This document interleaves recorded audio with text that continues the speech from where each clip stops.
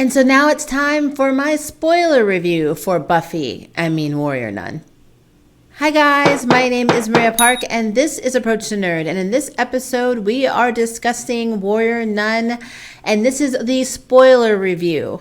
Now, I'm not going to recap the entire season because I figure if you're watching this review, then you've already watched it. So instead, I'm going to just ask some questions about, the series that kind of bothered me or basically left me a little confused, and also some insights onto maybe what we'll see if there's a season 2.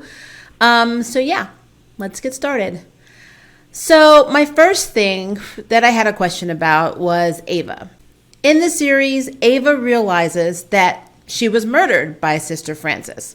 Sister Frances has been telling everyone that she was unstable and she killed herself, but in reality, she was drugged and poisoned, basically, by Sister Frances right before she was getting ready to be released from the orphanage because she was of age. She rushes to the orphanage to save young Diego, which is, of course, the kid that she bonded with, almost like a little brother. My question is, if Ava was 19 when she died, because in the first episode, Sister Frances is instructing the priest to burn the body, get rid of the evidence.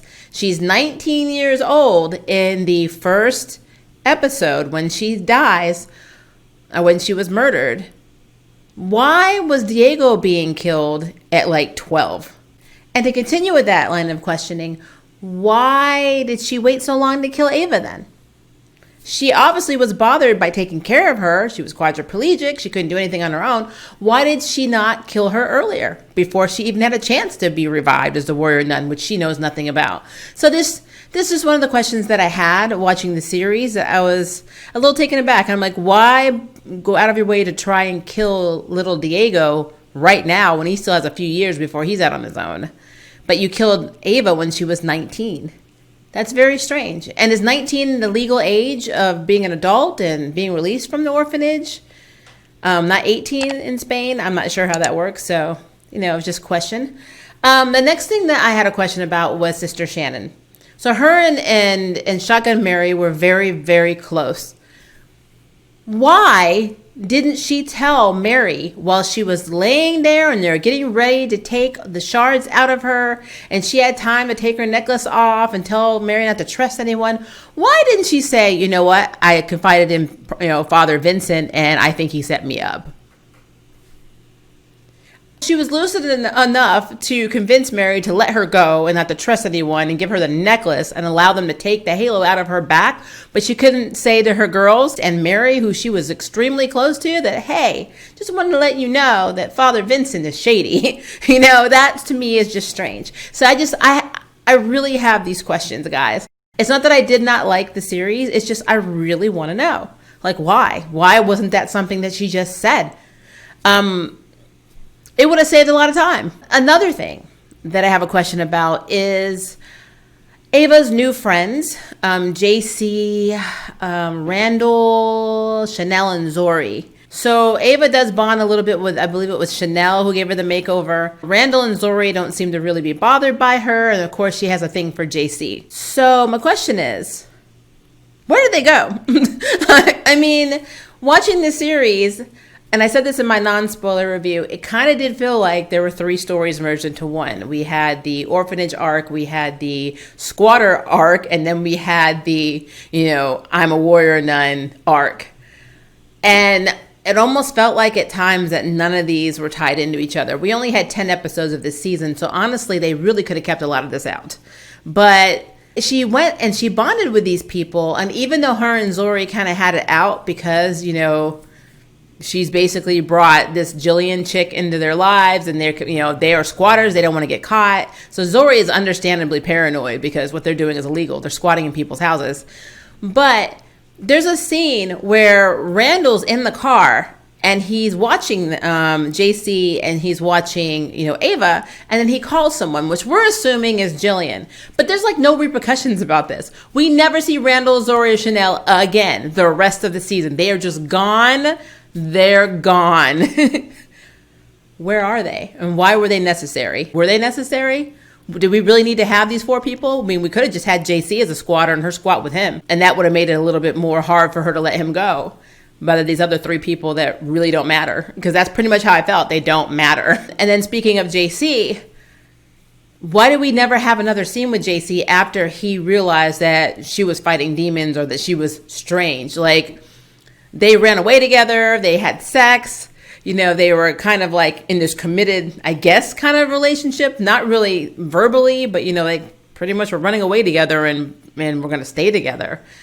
But yet the moment she like flips out about the demon, she just runs off and we never hear from JC again. JC is another expendable character. Will we see him in season 2, or was he just there for that little micro minute to be like kind of like a catalyst to the squatting group? Because it seems like he was their representative. You know, it was very strange. So I guess I just have questions about that. Like, where are the friends and what happened to JC after she ran away and Shotgun Mary chased her? Ava was running a lot to the point where it was actually annoying me. I mean, she ran so much like away from being the warrior nun that the time that she was actually the warrior nun, I kind of felt gypped. Like, I really felt like they would have done better to have half of the episode with her training and actually building up to the whole Adriel crap, instead of her just like the last 3 episodes really getting in gear, you know? So that to me was wasted opportunity. Another thing that I would like to understand is the Tarrasque. Are they devils? Are they angels? Like, if they originally had the halo, then wouldn't that essentially mean that they weren't devils or demons?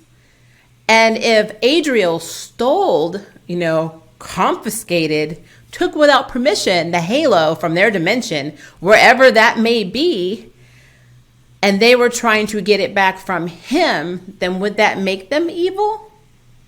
Because it seems to me like the Tarrasque and the Wrath demons are completely different. Adriel, we know, is not an angel. He's a demon.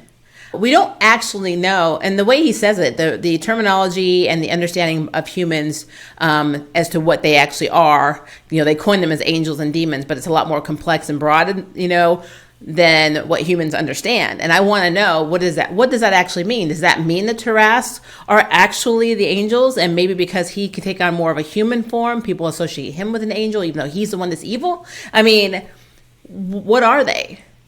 Like, look at Lilith. Lilith was impaled by one, and they healed her and sent her back to find Ava to keep her from going, you know, to the tomb to get to Adriel, and so Adriel couldn't get the halo back.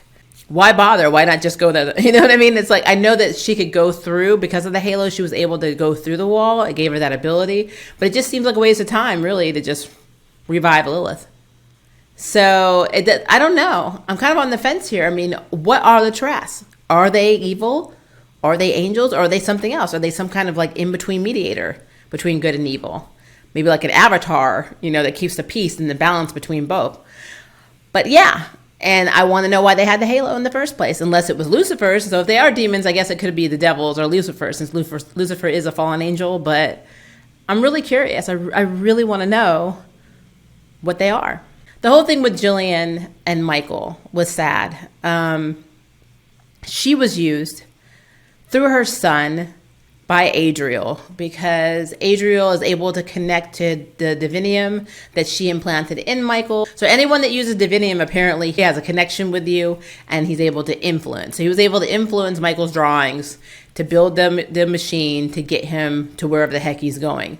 We still don't know where that is. We don't know the concept of hell and heaven in this series. We just assume heaven's there. We just assume it's hell. They never flat out came and said that that's where Adriel is actually going, because if he went into hell, then is he from hell, or is he from somewhere else? It's just so, there's just too many, you know, angles that you can take with that. So yeah, the whole thing with Jillian and Michael was very sad, and now I want to know, where did Michael go? Because if he's supposed to be going to another world where there's no, you know, illnesses, no sickness, no death, where exactly is that, if not heaven? So was Adriel trying to get back to heaven? So these are all questions I hope they answer if they have a season 2, because the way it's left off, it was a lot of information and no resolution. So the only resolution we got is that Father Vincent is a traitor. So We know throughout the entire season, they were making Duretti out to be the bad guy. And he is. I mean, yes, he wasn't the mastermind. He wasn't the one that killed Shannon. But he was not a good guy because at the end of the day, he still pretty much gave Lilith the go-ahead and the green light to kill Ava to get the Halo back. So his ambition does make him very shady. I guess my thing is there were too many villains in this show. So we had Sister Frances, we had Duretti, we had at the time Jillian, and we have Adriel, we have Father Vincent, even Mother Superior was a little bit of a B, initially. And then, of course, Lilith. So, you had 7 villains in this series. And so it got kind of hard to keep track of who's just really screwing who over at this point until nearly the end of the season. And honestly, I'm pretty good at normally figuring out who the bad guy is, but I guess I was distracted by all of the other things in the plot that Father Vincent just kind of slid right under my radar. I knew he was dirty, he had a really bad past, but I didn't think he would be working with Adriel. So that was a nice little twist. But yeah, it's just so many questions. Lilith herself, what is Lilith? Lilith was brought back in the comics, and I have not been able to read it, but I did read up on some of the characters that are similar, and apparently Lilith's character in the comics is the product of an angel and a devil. So is that what she is? Is she the queen of the demons? Is she their warrior? Is she the devil's nun or devil's warrior? I mean, what is Lilith? I really hope that they answer that question because she's not human anymore. And her hair turned silver in the finale too, which was interesting. I loved Ava's outfit basically in the finale too. I just want to throw that out there. It was pretty badass. It was such a Buffy moment. I had so many Buffy vibes watching this, guys. But yeah, so I want to know what Lilith is. I really, really want to know. And then, of course, what's going to happen to the Order of the Cruciform Sword or OCS now? Are they still going to be the Order? Because their mentor is evil, and Duretti is now the Pope, and Sister Crimson, one of the evil sisters that Duretti brought in, is just a sociopath. She got killed. I don't know what's going to happen. I mean, pretty much Beatrice is reassigned to, I think, Malaysia. So she's no longer an OCS. But is there still an OCS? Because there's so much betrayal now. I know Mother Superior is still very pro the girls, and she's not bad. And I love the little moment between her and Ava where she tells her that she was a candidate for Warrior Nun, but the Halo rejected her. And that's why she was such a, let's just say it, a bitch, to Ava, in the beginning of the series when she was starting to train. But I like that they were able to resolve that. The Pope's death was really strange because now that Duretti is the Pope, I'm starting to wonder if the Pope died of natural causes or Duretti causes. So I'm not ruling him out as being somebody in season 2 they also need to watch because he is a problem. I don't know what Shotgun Mary is going to do because she had a deal with Vincent to do whatever the heck she wanted with OCS. So she essentially has no connection now to this group in a way other than her friends, the other nuns, because she's not a nun. She's like a freelance OCS. So is she still going to stay with the group, or is she going to try and enact her revenge on Vincent because they didn't let her do that in the series, in the finale? Adriel has escaped. Does this mean more demons are going to be coming next season? Because if the way I understand it, his bones, or now we know it's not his bones because he's not dead, Adriel himself attracts demons to their world. And so with him being free now, will more of them come? Or if he goes to the other realm, does that mean they'll decrease? We know there'll still be demons, but what does that really mean? What does that mean for the nuns, for the girls, for Ava and the girls? I love the homage to Ariella, since she is the original comic book character by Ben Dunn. So I thought that was really cool that they kept showing flashbacks and that she was the first person to figure out that he was not an angel and he was lying his butt off. But she was brought back by the power of the Halo. So is Ava. So that makes Ava and her connected in that way and very vulnerable. Because if Ava loses the Halo, she loses her life. So that's interesting. I do wonder, in the narration that Ava gave at the very beginning of the series, she said she dreamt of herself as a normal girl looking down at herself. And even Vincent kind of alluded to the fact that the Halo chose Ava for a reason. And I would love to know what that reason is. Because, again, it's my understanding that Lilith's family was basically the Halo bearers for generations. And it was her turn. And she was just bitter because first Shannon got it. And then second, Ava, who wasn't even a trained nun, got it. So she was very, very bitter. So what does that mean? You know, is Ava special? Does Ava have her own gifts? What does that mean? I really want to know. Christian, I think his last name was Schaefer, was a pretty cool character. He basically represented the people that are disillusioned from their religion. You know, he worked in the Vatican. He was tired of people praying and not getting results. He prayed for his mother and she still died. So he was completely disillusioned by the church and he became a quote unquote corporate whore. His role though was kind of basically like PR. And he did help a little bit with trying to find where the tomb was for Adriel's quote unquote bones at the time. But outside of that, he really didn't do a lot. So I'm hoping that he gets a better role next season. Maybe he's going to work more with Jillian to try to get Michael back or figure out where the heck Michael went, because that little boy ran through that portal and he's gone. Wherever Michael is, more than likely that's also where Adriel is. And poor Michael, he's very, very disillusioned. And Jillian is she's an interesting character. She's not evil, but she was not above being manipulative and hurting you to get what she wants. So you kind of root for Jillian as a mother, but you also want to see her fall on her face because, you know, you're not that great of a person either. So it is definitely a thing. We barely know information about Beatrice, who I think is at the convent or came to the Catholic school originally because she was outed as a lesbian and her parents wanted her to be normal. So they sent her off to Catholic school to get it out of her. So that's kind of like what I believe. And that is our queer representation in Beatrice. We don't have a backstory on many of the characters because character development, unfortunately, like as far as I'm concerned, it's kind of like the Squatters. It seemed like their whole story began the moment Ava met them. So I wish they would have fleshed them out a little bit. But again, they had too many characters and too many things going on with too many side plots for a 10 episode run. If I'm going to say anything negative, it's going to be that they were doing way too much in the short amount of time that they had. If they had stuck to the warrior training and her building trust with Vincent, you know, that, and maybe they could have kept the JC thing in a little bit, that would have been fine. But there were so many arcs within the 10 episodes. I guess it really kind of felt rushed to me. Did not take away from my enjoyment, guys. I still think it is a very good series, and I really am rooting for a season 2, and I hope they flesh it out a lot more.